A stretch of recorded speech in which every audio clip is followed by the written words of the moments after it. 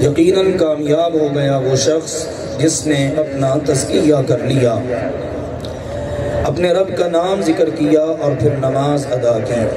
لیکن تم لوگ تو دنیاوی زندگی کو ترجیح دیتے ہو، جبکہ آخرت تمہارے لیے کہیں بہتر ہے اور ہمیشہ باقی رہنے والی ہے۔ میرے پیارے بھائیوں اور محترم بزرگوں، پردے میں تشریف فرما اسلامی روحانی ماؤں اور بہنوں، ہم سب اللہ کی توفیق سے اس وقت اس کھلے میدان میں نماز عید کے لیے جمع ہیں۔ اللہ کے فضل سے 29 روزے رکھ کے آج یہاں پر جمع ہونے کا مقصد کیا ہے؟ بس 3 باتیں میں نے آپ سے عرض کرنی ہیں اور بات ہماری مکمل چند منٹ میں، اس کے بعد انشاءاللہ اصل کام جو دعا کا ہے وہ کرتے ہیں۔ یہ آیات جو میں نے ابھی پڑھی ہیں ایک ترتیب اللہ نے بتا دی۔ قد افلح من تزکا، یہ 29 روزے رکھ کے، راتوں کا قیام کر کے، تلاوت قرآن کر کے، آخری عشرے میں لیلۃ القدر کی تلاش کر کے جس بندے نے اپنا آپ پاک کر لیا وہ کامیاب ہو گیا۔ یہ سب سے پہلی اور فکر کی بات ہے۔ عید تو اصل میں اس کی ہے کہ جس کا تزکیہ ہو گیا، جس نے اپنے آپ کو پاک کر لیا۔ لیس العید لمن لبس الجدید، عید اس کی نہیں ہے جو نئے کپڑے پہن لے یا دنیاوی نعمتوں سے اپنے آپ کو مالا مال کر لے۔ انما العید لمن خاف بالوعید، عید تو اس کی ہے جو اپنے رب تعالیٰ کے وعدوں سے، وعیدوں سے ڈر گیا، دل میں خوف پیدا ہو گیا کہ یہ ماہ مبارک آیا، میں نے دن کا روزہ رکھا، روزہ رکھ کر میں اللہ رسول کے کہنے پر حلال سے اپنے آپ کو وقتی طور پر روکتا رہا، میں نے بس اپنا تزکیہ کر کے، اپنے آپ کو پاک کر کے زندگی بھر حرام سے بھی روکنا ہے۔ میں اور آپ ہم سب غور کریں، ہم نے کیا اپنے عقیدے کو شرک سے پاک کر لیا؟ اگر تو پاک ہے اللہ تیرا شکر ہے، تیری بات میں نے پوری کر دی، تو تو نے کہا ہے کامیاب، یا اللہ مجھے کامیاب کر دے۔ ہم غور کریں کیا ہمارا عمل اس میں سنت ہونی چاہیے؟ کیا میری زندگی سنت کے مطابق ہے؟ اگر ہے اللہ تیرا شکر ہے، بیچ میں کوئی رسم و رواج، بدعات، خرافات، ان کی آمیزش نہیں، ان سے پاک ہے میری زندگی، بس میں سنت کے مطابق چلتا ہوں۔ اسی طرح سے زندگی کے دیگر معاملات۔ تو میرے عزیزو، جس بندے نے اپنا آپ گناہوں سے پاک کر لیا، اپنے دامن کو گناہوں سے بچا لیا، ہم جتنے اس کھلے میدان میں آج جمع ہیں، ہم سب غور کریں، رمضان سے پہلے اگر مجھ میں کوئی گناہ تھا، کیا وہ چھوٹ گیا؟ کیا میں نے اپنے آپ کو گناہوں سے پاک کر لیا؟ پھر میرے رب کا فرمان میرے لیے ہے، جس نے اپنے آپ کو پاک کیا، اللہ کا نام ذکر کرتا ہوا کھلے میدان میں آیا، نماز پڑھی، یہ کامیاب۔ تو اس اہم بات پر ہم نے غور کرنا ہے، اور پھر یہ بھی ساتھ ہی یاد رکھنی ہے بات کہ صرف رمضان میں ہی نہیں عبادات، صرف تزکیہ اپنا رمضان میں ہی نہیں۔ اللہ تعالیٰ فرماتا ہے وَاعْبُدْ رَبَّكَ حَتَّى يَأْتِيَكَ الْيَقِينُ، اپنے رب کی عبادت کر اے بندے جب تک کہ تجھے موت نہ آ جائے۔ آؤ میرے عزیزو، ہم ان اہم باتوں پر غور کریں۔ کیا میری زبان غلط بولنے سے پاک ہو چکی ہے؟ کیا میرا دل، میرا دماغ پاک ہو چکا ہے؟ اسی طرح سے میرا کاروبار اگر اس میں شک شبے کا مال ہے، حرام کا مال ہے، میری انفرادی زندگی، میری گھریلو زندگی، میری اجتماعی زندگی، ہمارا وطن عزیز پاکستان، ہم من حیث القوم غور کریں، کیا ہم پاک ہو گئے؟ اگر ہم غور کریں گے، حقیقت یہ ہے، یہ تکلیف دہ بات ہے، رمضان آتا ہے ہر سال، مہمان ہم ہیں، رمضان نہیں، اس نے تو ہر سال آنا ہے، ہم نے نہ جانے کب اس دنیا سے اٹھ جانا ہے۔ اللہ کہتا ہے بل تؤثرون الحیات الدنیا، لیکن تم تو دنیاوی زندگی کو ترجیح دیتے ہو۔ جب کوئی دنیاوی زندگی کو ترجیح دیتا ہے، پھر وہ غلط صحیح کی تمیز بھول جاتا ہے، پھر وہ حق اور باطل، سچ اور جھوٹ، اس کی تمیز بھول جاتا ہے۔ آپ دیکھیے، ایک عام بندے سے لے کر برسر اقتدار لوگوں تک، کیا صرف برسر اقتدار لوگ ہی کرپٹ ہیں؟ کیا نیچے سب لوگ ٹھیک ہو چکے ہیں؟ آج ہم اللہ سے کہ یا اللہ عمر بن خطاب جیسا حکمران عطا کر، لیکن کیا کبھی سوچا ہے عمر بن خطاب جیسا حکمران لینے کے لیے مدینہ منورہ کی عوام جیسی عوام بننا پڑتا ہے؟ پھر عمر بن خطاب جیسے حکمران آتے ہیں، لیکن اگر جیسی حالت ہماری ہے، کم تولنا، کم ماپنا اور 2 نمبری اور کیا کچھ چل رہا ہے۔ اب ایک عام دکاندار کو لے لیجئے، ایک ریڈی والے کو لے لیجئے، یہاں سے لے کر اوپر تک سارا معاشرہ کرپشن میں ڈوبا پڑا ہے، اور دنیاوی زندگی کو ترجیح اس قدر ہے کہ لوگ اس بات کا خیال ہی نہیں کرتے وہ کتنا بڑا بڑا ظلم ڈھا بیٹھتے ہیں۔ پھر میرے عزیزوں ایسے حکمران ہی آتے ہیں جیسے اس وقت ہمارے اوپر مسلط ہیں یا اس سے پہلے، پھر ظلم ڈھاتے ہیں، اللہ تعالیٰ ان کو مسلط کر دیتا ہے ہمارے اوپر، پھر ہم دعائیں کرتے ہیں اللہ قبول نہیں کرتا، رزق کی برکت اللہ ختم فرما دیتا ہے۔ لہذا اس دوسری اہم بات پر ہمیشہ غور کیجئے، صرف دنیاوی زندگی نہیں، اپنے مفادات ہی نہیں ہونے چاہیے بندے کو عزیز، بلکہ کیا ہونا چاہیے؟ وَالْآخِرَةُ خَيْرٌ وَأَبْقَى۔ اگر ایک حاکم کو احساس ہو یہ جتنی میری رعایا ہے اگر یہ بھوکی مرے گی تو کل قیامت کے دن مجھے اللہ کو جواب دینا ہوگا، اگر اس کو پتہ ہو وہ پھر اللہ تعالیٰ کے کلام کو بنیاد بنا کر اس کے اوپر جھوٹا حلف نہیں اٹھائے گا، اگر ایک انسان کو پتہ ہو میں نے اللہ کو جواب دینا ہے، قیامت کا دن ہے، پھر وہ کبھی کرپشن نہیں کرے گا۔ آؤ میرے عزیزو، ہم عوام ہیں، ہم رعایا ہیں، ہم بھی اپنی اصلاح کریں، ہم بھی اپنے آپ کو سنواریں۔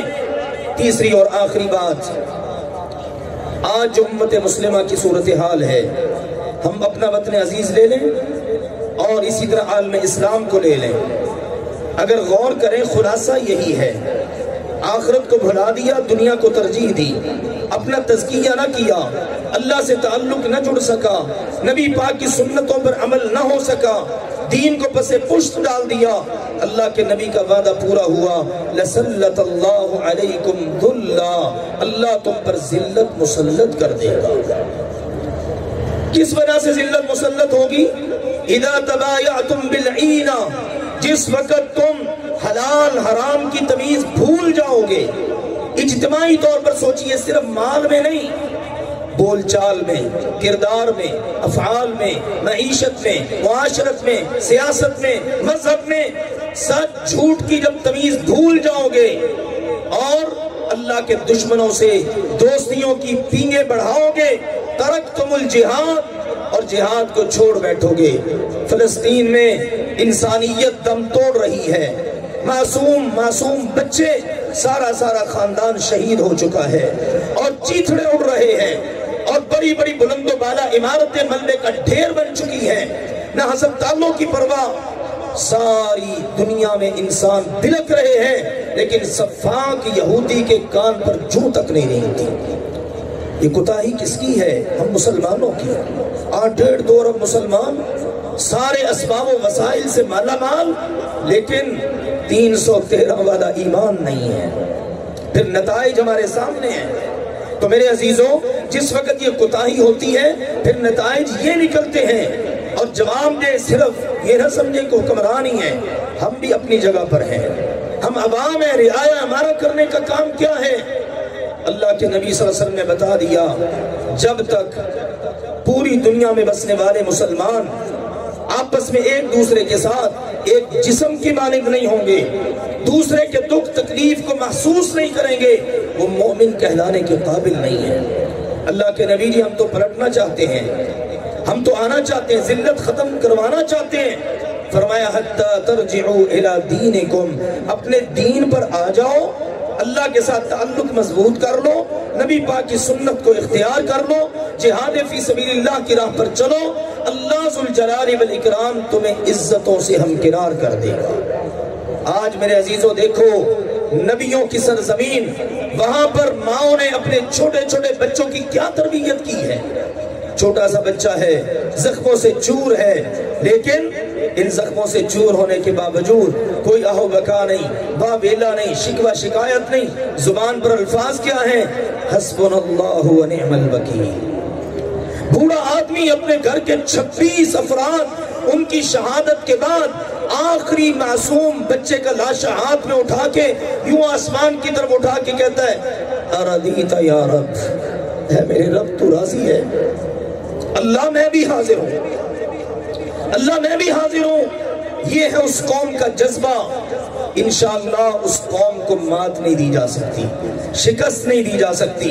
یہ میرے عزیزوں اللہ کے دشمنوں کا ایک ابتدائی راؤنڈ ہوتا ہے۔ آپ نے دیکھا ہوگا جس وقت امریکہ اپنے پورے اتحاد سمیت افغانستان میں آیا تھا، تورا بورا بنایا، ڈیزی کٹر بم استعمال کیے، کیا کچھ نہیں اس نے کیا، لیکن اللہ کے شیر منتظر رہے، زمین پر آئے پھر ہمارا راؤنڈ شروع ہوگا۔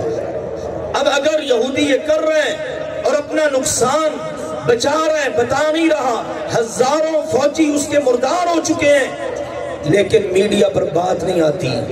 ٹھیک ہے مسلمانوں کا بہت نقصان، اور دنیا دیکھ رہی ہے، دنیا کو پتہ چل رہا ہے ظالم حقیقت میں کون ہے۔ آپ دیکھیے اللہ کے دشمن صلیبی، یہودی، ہندو سارے مسلمانوں کے خلاف متحد، لیکن مسلمان بیچارے پارا پارا ہیں۔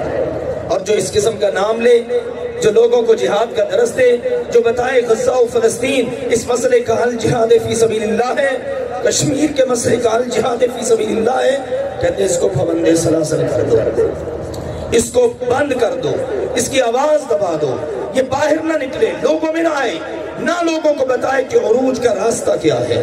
لیکن انشاءاللہ ظلم کی رات جتنی گہری ہوتی ہے صبح اتنی قریب ہوتی ہے، لہٰذا لا تیأسوا من روح اللہ، اللہ کی رحمت سے مایوس نہیں ہونا۔ اس لیے کہ اللہ کی رحمت سے مایوس ہونا یہ مسلمان کا کام نہیں، یہ کافروں کا کام ہے۔ مسلمان ہمیشہ پر امید رہتا ہے۔ اللہ تعالیٰ کہتا ہے مسلمانوں اگر تمہیں زخم لگے، تمہیں تکلیف پہنچی، کافر کو بھی زخم لگتے ہیں، اس کو بھی تکلیف پہنچتی ہے، لیکن تمہاری تکلیف پر اللہ تمہیں اجر دے گا، اور کافر کو دنیا میں بھی اللہ سزا دے رہا ہے، آخرت میں بھی سزا دے گا۔ آپ دیکھ لو ہیں تو بزدل، گرفتار کیے مجاہدین نے ان کے لوگ، تو اب حالات کیا بنے؟ وہ ان کو چھڑوانے سے قاصر رہے۔ اب بھی یہ صورتحال ہے، یہودی اسرائیل کے اندر باقاعدہ وہاں کے لوگ اپنی آرمی کے خلاف، اپنی حکومت کے خلاف احتجاج کرتے ہیں۔ ان کا پورا ارادہ اور کوشش یہ ہے یہ آواز باہر نہ نکلنے پائے، لیکن کب تک چھپائیں گے؟ انشاءاللہ العزیز جہاد فی سبیل اللہ کی بدولت عروج اس امت مسلمہ کا مقدر ہے۔ اپنے ایمان کو مضبوط رکھیے۔ آج ہم تو یہ سمجھتے ہیں جی وہاں پر کچھ بھی نہیں ہو سکتا، کام ہو ہی نہیں سکتا، ابھی ہم اس حوے سے باہر ہی نہیں نکلے۔ ایک وقت ہم سمجھتے تھے امریکہ وہ تو معاذ اللہ خدا ہی ہے، ہم جہاں کہیں ہوتے ہیں ہم امریکہ کی نظروں میں ہوتے ہیں، یہ بھول گئے کہ ہم اللہ کی نظر میں ہوتے ہیں۔ یہودی پوری دنیا کو اپنے سسٹم دینے والے، لیکن اللہ ذوالجلال والاکرام نے اس سب کا بھرکس نکال کے رکھ دیا اور بتا دیا ہر چیز پر ہمیشہ سے پوری طرح قادر صرف اللہ کی ذات ہے۔ اس لیے میرے عزیزوں دشمنان اسلام کا خوف نہیں، بلکہ ان کے ساتھ جو تعلق قرآن اور حدیث میں ہمیں بتایا گیا دشمنی والا، یا ایھا الذین آمنوا لا تتخذوا اليہود والنصارى اولیاء، مسلمانوں تم نے یہودیوں عیسائیوں کو کبھی اپنا دوست نہیں بنانا۔ جو اللہ کا دشمن ہے، رسول پاک کا دشمن ہے، وہ ہمارا دوست کبھی بن ہی نہیں سکتا۔ یہ دنیا کے اسلامی ممالک بعض ان کی طرف سے آوازیں آتی ہیں اسرائیل کو تسلیم کر لو، ان کے ساتھ دوستی کرو اور دوستی کی آڑ کے اندر اپنا دامن بچا لو۔ اس طرح نہیں ہو سکتا۔ ہم جتنے بھی پولائڈ ہو جائیں، ہم جتنے بھی اخلاق عالیہ کے مالک بن جائیں، ہم اپنے نبی علیہ السلام جیسے بن ہی نہیں سکتے۔ اگر ان یہودیوں کے بڑوں نے ہمارے پیارے نبی پر اتنے سفاکانہ حملے کیے ہیں تو یہ ہمیں کہاں چھوڑیں گے؟ تو آؤ مسلمانوں ہم اس سبق کو یاد رکھیں۔ اس اللہ کا لاکھ لاکھ شکر ہے کہ جس نے دنیا بھر کے اندر ان آوازوں کو اٹھا دیا کہ اس کا ایک ہی حل ہے اور وہ ہے جہاد فی سبیل اللہ۔ خوش قسمت ہیں وہ لوگ جو آج بھی اللہ کے فضل و کرم سے غزہ اور فلسطین کے مسلمانوں کے ساتھ کھڑے ہیں اور ان کے لیے ریلیف کا کام کر رہے ہیں۔ مت یہ جانیے بڑا مشکل ہے جی، دیکھیے جو اللہ کے لیے چلتا ہے راستے اس کو اللہ خود دے دیتا ہے۔ افغانستان میں بھی یہی کچھ تھا نا، کہاں سے جائیں گے، کیسے بنے گا، کیا ہوگا؟ دیکھ لو پھر اللہ ذوالجلال والاکرام اس نے کس طرح سے اسلام کو، مسلمانوں کو، جہاد کو فتح دی ہے۔ انشاءاللہ العزیز غزہ کے مسلمان کھڑے ہیں۔ اور آخری بات میں یہ بتاؤں حقیقت، 1.5-2 ارب مسلمان بیچارے غلام ہیں۔ آزاد کون ہے؟ آزاد کون ہے؟ وہ غزہ کے مسلمان آزاد ہیں، وہ معصوم بچے وہ آزاد ہیں جو یہ کہتے ہیں ہم سینہ تان کے کھڑے ہیں۔ ان سے پوچھا جاتا ہے تم یہاں سے نکل جاؤ، کیوں نکلے ہم؟ یہ ہماری سرزمین ہے، انبیاء کی زمین کی حفاظت میں سب کچھ قربان کر دیں گے، سب کچھ لٹا کے بھی بیچارے بچے کچھ خیمے لے کر انہوں نے اعتکاف کہاں پر کیا؟ بیت المقدس میں، مسجد اقصی میں انہوں نے اعتکاف کیا، تراویح پڑھی ملبے پر۔ ان کی سحری افطاری کیسی تھی آپ سب کے سامنے ہیں۔ تو آؤ میرے عزیزوں ان کے لیے انشاءاللہ دعائیں بھی کریں اور اپنے آپ کو اللہ کے فضل و کرم سے مسلمانوں کے ساتھ کھڑا رکھیں۔ ہمدردی خیر خواہی کے جذبات انہی کے ساتھ، یہ ہمارے لیے اہمیت کی حامل چیز ہے۔ سب سے پہلی بات میں نے گزارش کی، اپنا تزکیہ، اپنی اصلاح، گناہوں سے دامن کو بچانا، دنیاوی زندگی کو ترجیح دینے کی بجائے اخروی زندگی کے اوپر نگاہ رکھنا، اور پھر ان سب کا جائزہ لیتے ہوئے امت مسلمہ کے درد کو اپنے دل میں بسانا۔ اللہ ذوالجلال والاکرام ہم سب کو سمجھنے عمل کرنے کی توفیق عطا فرمائے۔ وآخر دعوانا ان الحمدللہ رب العالمین۔